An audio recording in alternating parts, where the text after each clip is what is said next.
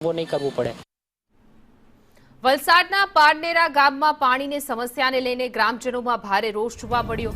પારનેરા ગ્રામ પંચાયતના ગેલેક્સી સહિતના વિસ્તારમાં પાણી ન આવતા સ્થાનિક મહિલાઓ અને રહીશોએ બાટલા ફોડીને વિરોધ નોંધાવ્યો।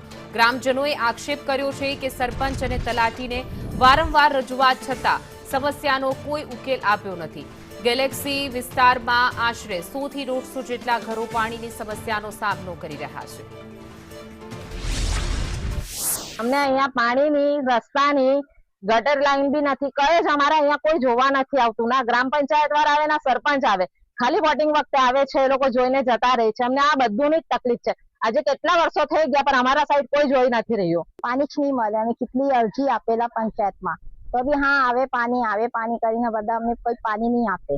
આનાથી તરસે અમે તો 3 મહિના પછી તો ગરમીમાં તો પાણી મળે જ નહીં અમને। બહુ से ભરી ભરીને કંટાળી જાય। ટેન્કર કાલ આવે તો પૈસા બી જાય અમારા ટેન્કરમાં। તો લગભગ 50 વર્ષ પહેલા હોય, 50 વર્ષથી કઈ કરે નહીં સરપંચ।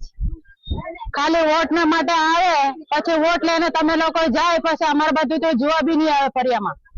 એવું થોડું ચાલે? એવું નહીં ચાલે ને। તો ગરીબ માણસને તો જોવું પડે જરાક। હે કે આ લોકોને હું સમસ્યા છે, હું નહીં પાણીનું।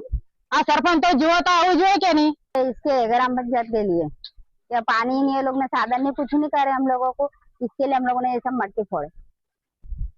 पानी का साधन करने के हम लोगों को कुछ भी करके दो, पानी का कुछ भी साधन करके नहीं करेंगे तो हम लोग पंचायत का गिरावा करेंगे।